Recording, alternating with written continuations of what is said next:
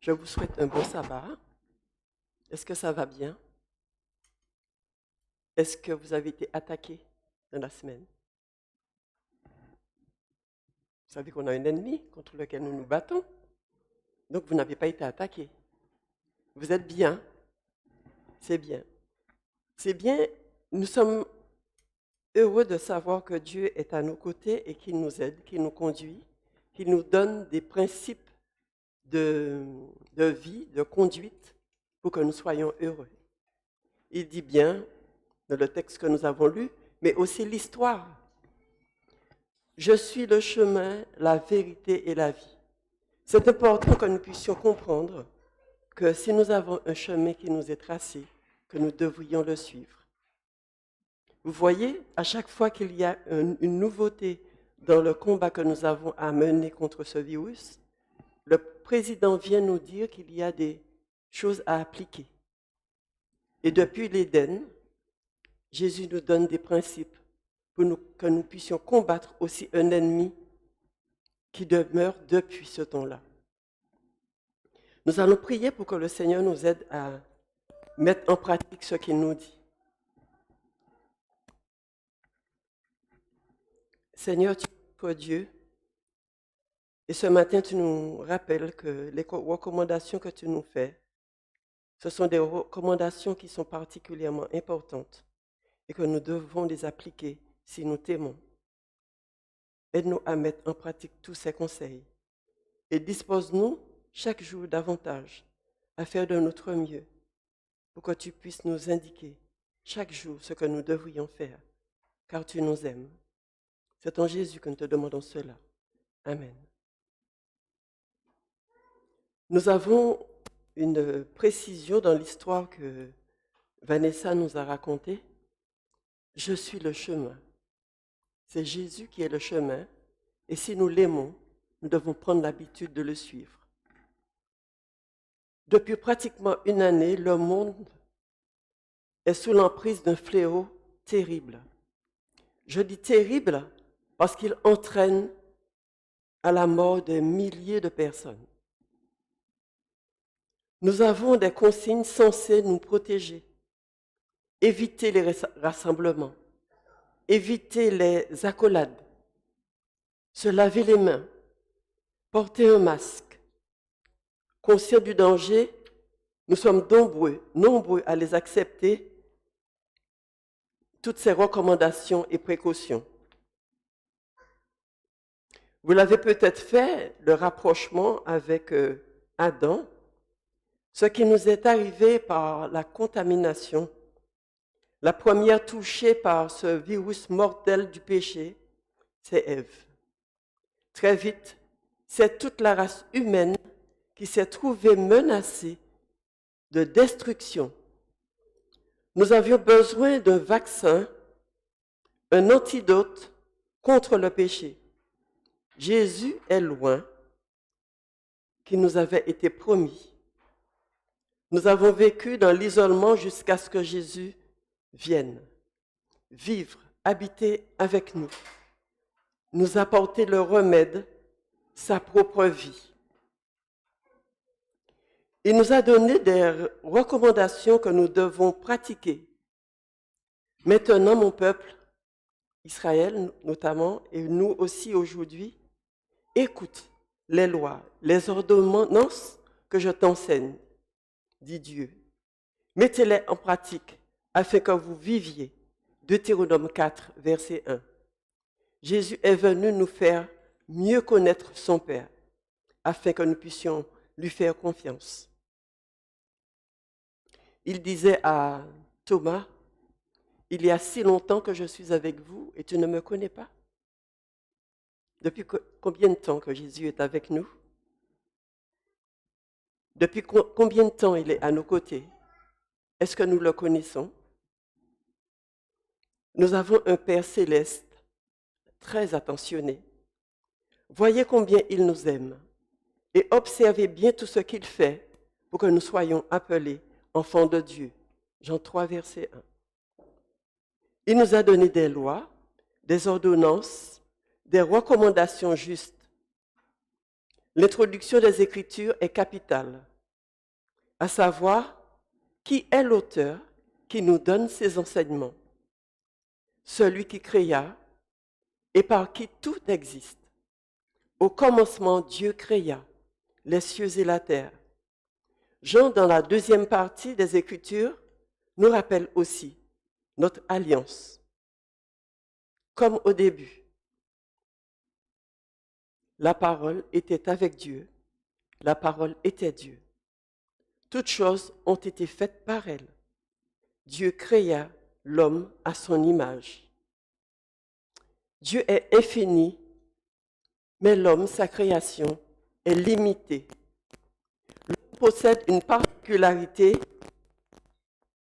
Dieu lui donna un élément d'exception. Il souffla dans ses narines. L'homme, avec le souffle de Dieu dans les narines, a des possibilités au-dessus des bêtes. L'intelligence, nous le lisons dans Genèse 2, versets 19 à 20. La sensibilité, dans Genèse 3, verset 6. La volonté, Genèse 3, versets 6 à 7. La parole est venue vivre parmi nous. Elle s'est faite chair. La Bible emploie le mot parole, traduit du grec logos, c'est-à-dire pensée, employé spécialement pour désigner Jésus-Christ, car en lui sont cachés tous les trésors de la sagesse, de la science, l'intégralité de la pensée de Dieu et de toute éternité. Dieu s'adresse à nous humains très régulièrement. Il prend contact avec nous. Il dit qui il est. Avec Caïn, nous n'avons pas le détail, mais Caïn savait que c'était Dieu qui lui disait, lui faisait remarquer qu'il était irréprochable et lui demandait pourquoi. Il voulait qu'il sache qu'il pouvait faire mieux. Nous savons par le temps, nous n'avons pas le temps plutôt d'aborder la présence de Dieu auprès de Noé. Enoch était un nom très porté à l'époque.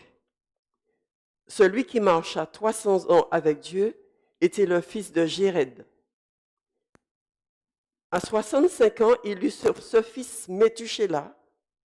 À ce moment-là, il s'est passé quelque chose dans sa vie spirituelle, comme un déclic de Père qui lui a fait comprendre son Père céleste. Pendant 300 ans, ils ont marché, communiqué ensemble, Père, enfant. Pendant 3 siècles, les liens se sont renforcés. Avec Moïse, la première rencontre était près d'un buisson incandescent. L'Éternel lui dit, attention, n'approche pas, ôte tes souliers, le lieu est saint. L'Éternel l'avait choisi, il lui confiait une mission vitale, la vie et la direction de son peuple. Il lui dit, je serai avec toi, je suis celui qui s'appelle Je suis. Dieu n'est pas inventé, ni fabriqué à partir d'un bout de bois, ni de mortier, ni d'un bloc de roche, ni sorti de la fusion d'un vil métal, fer, bronze, or, à qui l'homme a choisi de donner un nom. C'est Dieu qui vient vers nous toujours et il se présente. Je suis l'Éternel, ton Dieu. Il est en permanence disposé en faveur de ses créatures, l'homme qu'il a formé lui-même et en qui il a mis son souffle. Il est notre secours, notre appui. Il est le vrai Dieu, bienveillant. Il est le Dieu compatissant, absolument incomparable. Rappelons-nous que c'est Dieu qui nous a fait afin que nous ayons une relation avec lui comme un parent avec son enfant. La parole est au centre de ce Nouveau Testament, Jésus. Avec la parole qui est le Christ le Seigneur, commence cette nouvelle alliance avec nous. Est-ce que cette alliance, vous la consolidez chaque jour? Est-ce que vous êtes conscient de cette alliance que vous avez faite un jour avec le Seigneur? Et quand l'avez-vous fait? Quand avez-vous fait cette alliance avec Dieu? Dieu nous a formés, il nous a choisis, il a procédé à notre naissance, ça c'est vrai. Mais il y a un moment où il nous laisse faire un choix, le choix d'une alliance avec lui. Est-ce que vous avez fait cette alliance avec lui? Qui sont ceux qui ont fait alliance avec Dieu? Moi aussi. Et cette alliance est importante. Du moment où la parole est venue chère, il était là. Comme promis, il était l'initiateur de cette route nouvelle, en chair et en os. Le Fils de Dieu était là. Il allait habiter quelques années avec nous et partager tout. Avec lui, nous allons apprendre à connaître mieux notre Père céleste, établir une meilleure communication avec lui, faire disparaître tout sentiment flou et de nos pensées, vivre désormais une relation fluide telle qu'elle existait entre le Fils, le Saint-Esprit et le Père. Adam et Ève en a profité pendant quelque temps. Certains patriarches ont joui de ce privilège. Nous avons dans la Bible la relation d'Abraham avec Dieu, ainsi qu'avec Isaac et Jacob.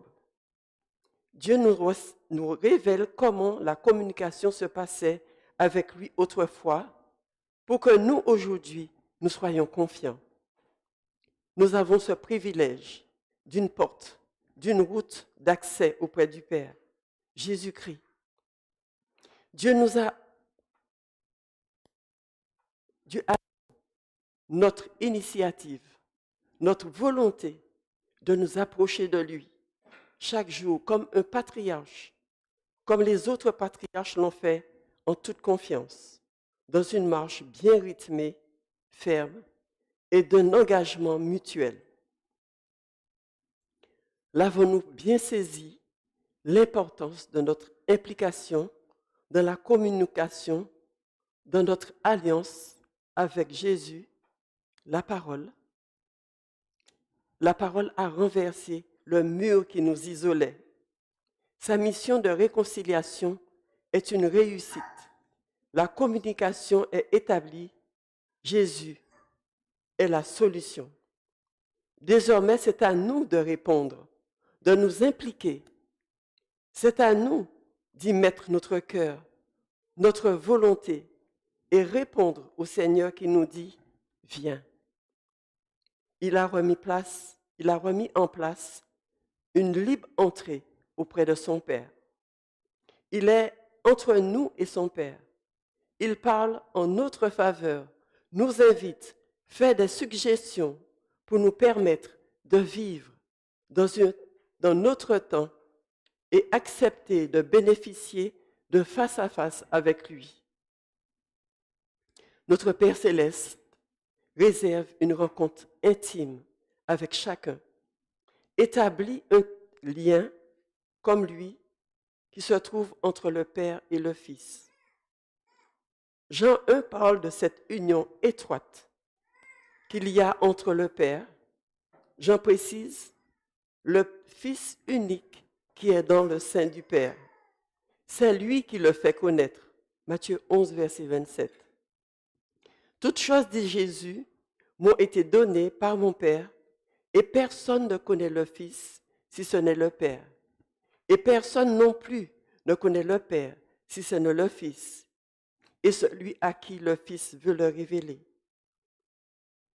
Ainsi, quiconque a entendu le Père et reçoit son enseignement vient à moi, dit Jésus.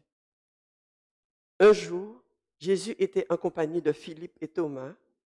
Leur entretien était très important. Nous l'avons lu tout à l'heure dans Jean 14, à partir du verset 1. Ils s'interrogeaient.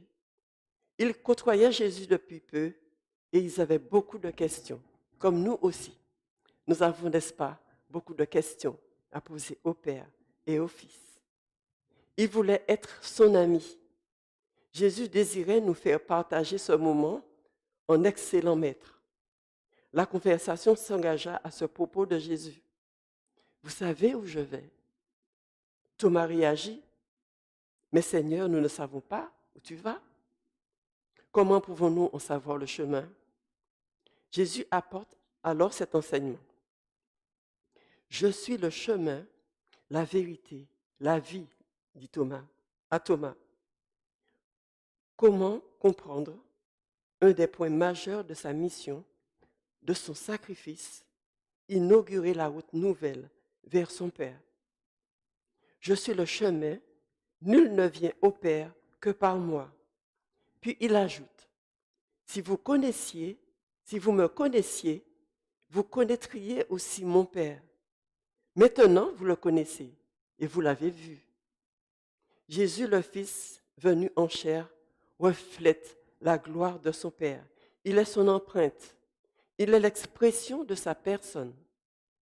En Jésus habite corporellement la plénitude de la divinité. Colossiens 2, verset 9. Dieu a voulu que toute plénitude habitât en lui. Colossiens 1, verset 19.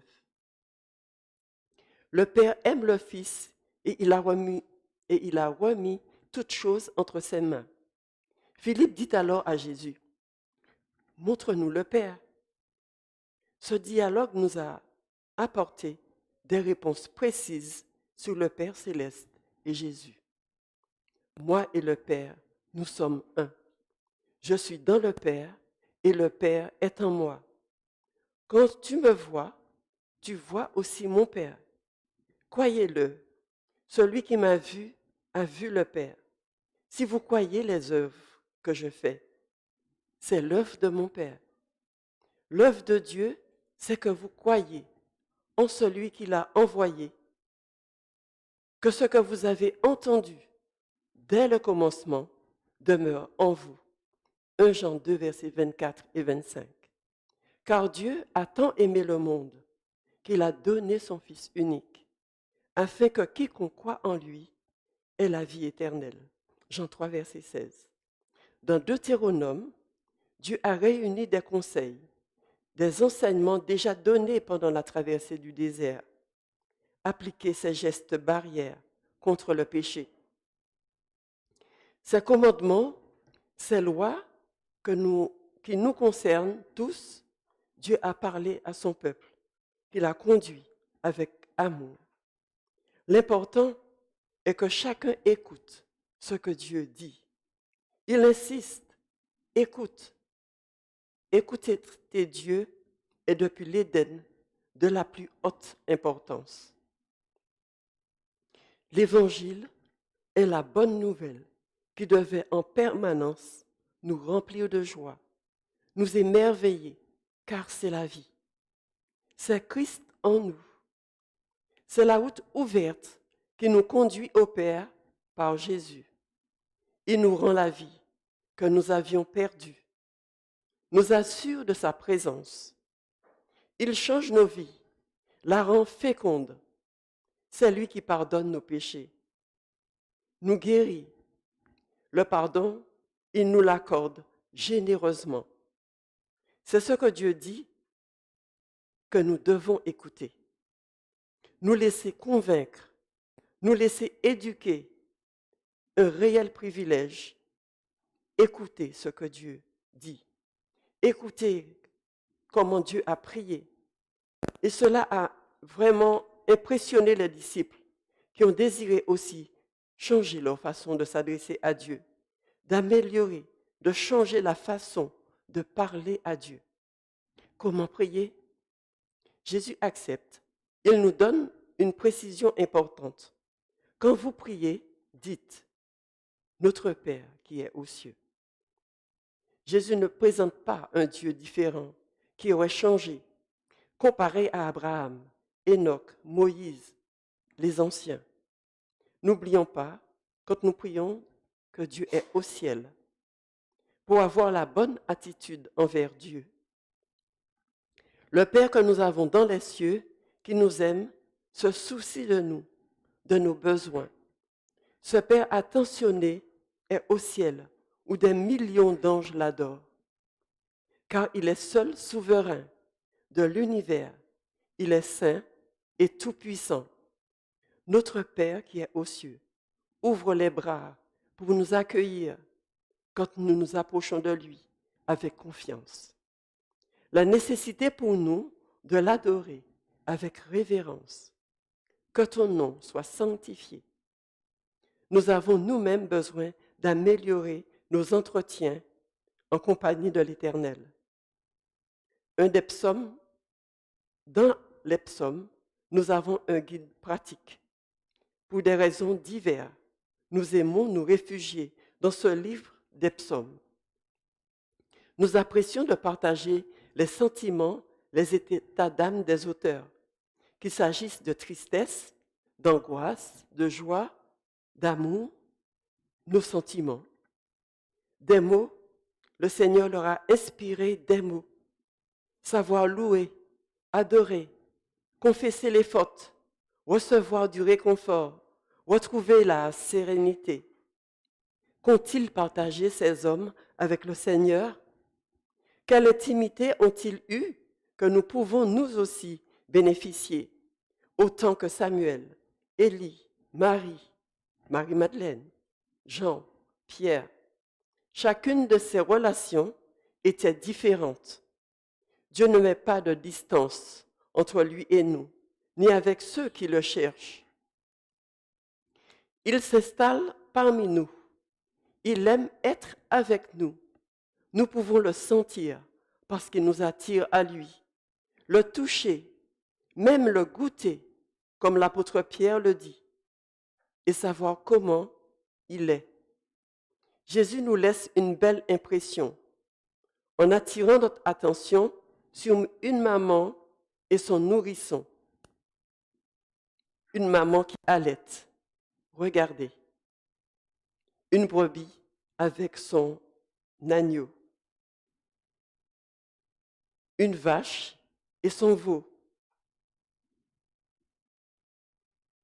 La louve et ses louveteaux. Une mère, ours et ses oursons. La lionne et ses lionceaux. Une maman, une femme qui allaite. Ce moment, femme et bébé, avec un nom. Jésus l'a vécu aussi. Tout se passe autrement. Il y a là relation affective, sentimentale. Ce qui se passe dans les regards, les sourires, les jeux de main, le toucher, le plus que nous avons avec la femme et son enfant. La confiance, la protection, ainsi s'installe l'amour. Il y a un intérêt émotionnel qui naît et qui dure. Pour toutes les mères, il y a un côté pratique. Le lait que reçoivent les nourrissons est un aliment de grande qualité qui leur apporte tous les éléments de leur croissance. Pierre utilise ce symbole, c'est sa manière de nous engager à placer notre confiance où il convient. Goûter combien le Seigneur est bon. Sa parole est la protection dont nous avons besoin. Être convaincu, il nous fait vivre en confiance. Goûter le lait spirituel et croître pour le salut. Est-ce une priorité pour moi et pour vous? Goûter combien le Seigneur est bon. Dans les temps de grande panique que nous avons dans le monde aujourd'hui, est-ce que vous avez envie? Est-ce que vous voulez vous approcher de Dieu et goûter combien il est bon? Savoir qu'il est là, tout près, et qu'il fait tout pour nous protéger, nous garder. Est-ce la priorité pour vous, pour moi? Croître spirituellement, penser au salut, entretenir une relation sereine avec le Seigneur, goûter à sa générosité, à la générosité de Jésus-Christ, sa bienveillance, puiser la vie en notre Dieu vivant qui accueille inlassablement. Lui seul a le pouvoir d'attirer tous les humains. Avec lui, il a un grand intérêt et avec lui, il y a la passion. Tout dans l'univers le sait que Dieu est amour. Mais sur la terre, les hommes déchus sont obtus. Un Dieu amour, beaucoup ne l'assimilent pas, bien que Dieu multiplie les déclarations. Combien de fois l'avons-nous entendu ce message apporté par Jésus de la part de Dieu? Je t'aime d'un amour éternel. Mais beaucoup d'hommes restent distants, sans émotion, alors que le message de l'Éternel continue. Une femme n'oublie pas l'enfant qu'elle allait. Si cela arrivait, qu'elle oublie, moi, je ne t'oublierai pas. Jérémie 49, versets 15 et 16. Le verset 16, voici, je t'ai gravé sur mes mains. Qui sont ceux qui encouragent la relation avec Dieu? Les religions monothéistes, le judaïsme, le christianisme, l'islam. Les religions qui s'adressent à Dieu, au Dieu créateur du ciel et de la terre. Elles témoignent, elles gardent, parlent d'un Dieu personnel et unique. Ceux qui lisent la Bible pour connaître Dieu constatent que l'Éternel n'est pas inventé. L'Éternel n'est pas un produit de la réflexion d'un savant, d'un scientifique, puisque c'est Dieu qui depuis toujours se manifeste, cherche l'homme, fait irruption dans sa vie. Il regarde la terre. Il y aurait-il quelqu'un qui depuis toujours se manifeste? Quelqu'un qui voudrait bien l'écouter, dialoguer? Il trouva plus proche de nous, de notre génération, Abraham, puis Moïse et bien d'autres. L'Éternel trouve, choisit des hommes, des femmes, mais son plan, c'est d'attirer tous les hommes pour les sauver tous. Dieu est différent de tous les autres êtres. Il a des attributs au-dessus de tous. Il est amour, il est saint, il est éternel. Il veut nous attirer, il veut nous changer. L'être humain ne sait pas aimer. Il n'y a pas d'amour en lui, sauf quand Dieu lui donne un cœur aimant. Sinon, il fait ce qui lui plaît. Il est attiré par la richesse, les biens matériels et souvent pauvre en connaissances spirituelles. Notre attention erre loin de ce qui est important. Nous perdons de vue que l'homme ne peut vivre de pain seulement. L'homme, Dieu ne l'abandonne pas, car il s'est perdu, il s'est égaré. C'est Dieu qui vient nous chercher. Dieu veut faire de nous son peuple, le troupeau de son pâturage. C'est pourquoi il ne nous abandonne pas. Il cherche inlassablement ceux qui sont perdus. Ressentons-nous du vide dans notre âme, un besoin de restauration, puisque Dieu nous aime, il sait que dont nous avons besoin. Il sait que nous avons besoin de consolation, de rafraîchissement. Dieu nous aime tellement, c'est lui qui propose ce qui est le plus important pour notre vie. Un dialogue, un souper en tête-à-tête avec lui. Il veut conquérir notre cœur, car il nous veut dans son royaume. Nous l'avons chanté tout à l'heure, que Dieu nous appelle à partager ce royaume avec lui. Il est monté au ciel nous préparer une place et il reviendra, car il nous veut dans son royaume. Que se passe-t-il dans nos familles? Il veut apporter son aide à chacune d'elles. Que s'est-il passé dans la famille de Denis?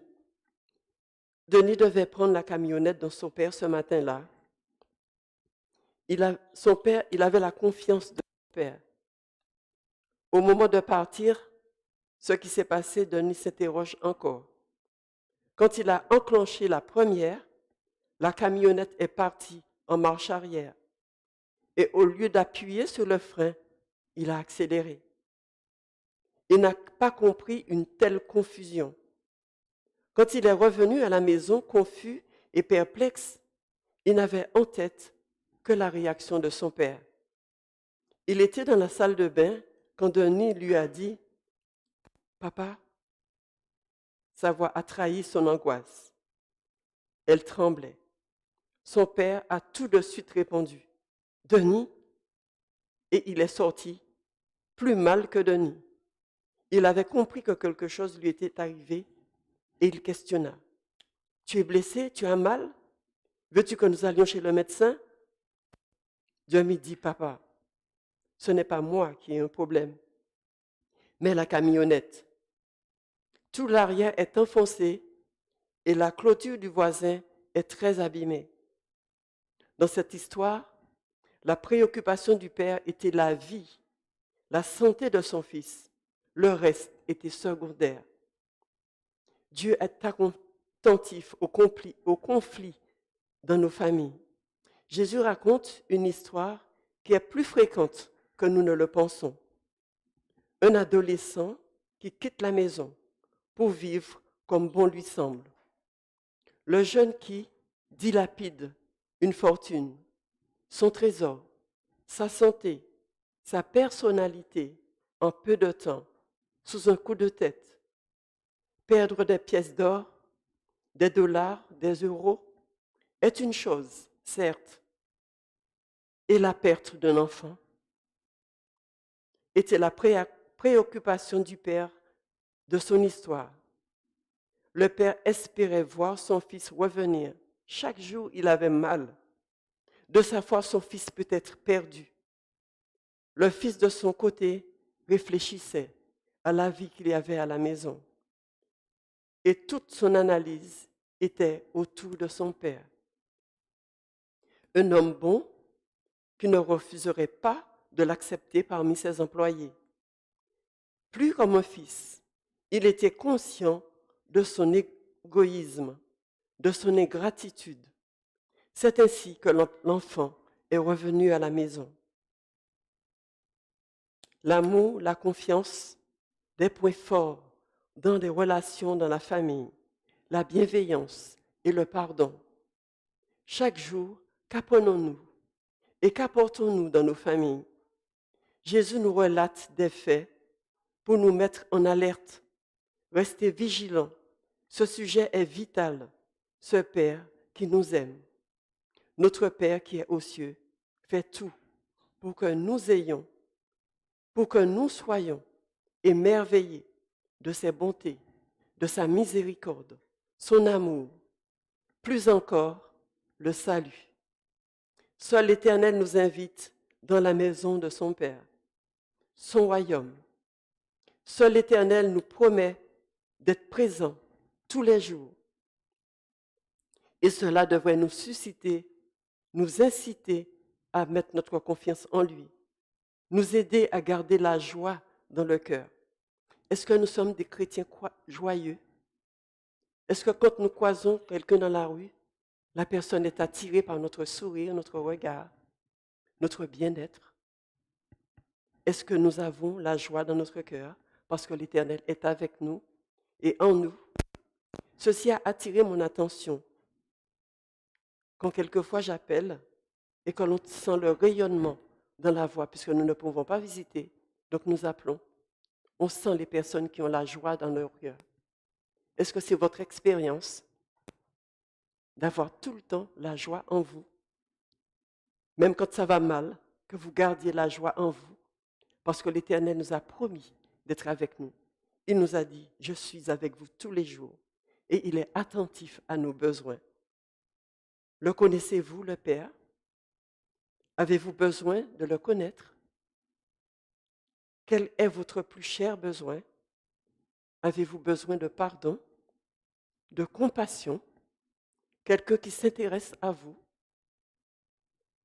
Nous avons quelqu'un qui ne se lasse jamais d'être avec vous, de vous consoler, de vous pardonner, de s'entretenir avec vous, de vous apporter le réconfort dont vous avez besoin.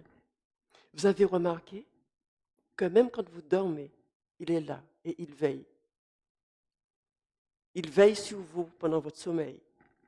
Est-ce que vous avez remarqué une fois votre maman ou votre papa venir se pencher sur vous dans votre lit pour voir comment vous dormez? Cela vous est déjà arrivé?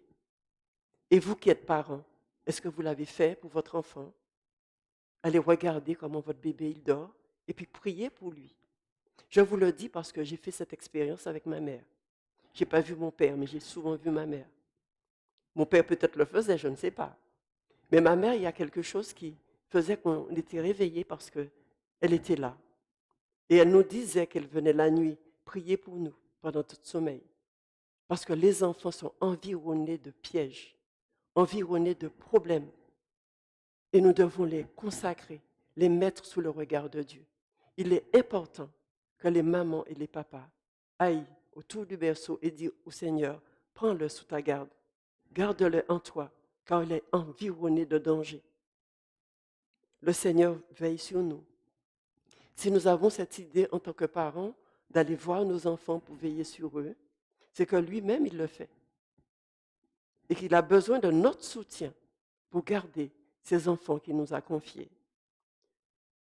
David dit son sentiment, il dit que ceux qui le cherchent soient dans l'allégresse. Est-ce que vous allez retenir cette phrase de David? Que ceux qui cherchent l'Éternel soient dans l'allégresse et se confient, se réjouissent. Que ceux qui aiment ton salut disent sans cesse, exalté soit l'Éternel. C'est tout le souhait que je vous fais pour vous ce matin.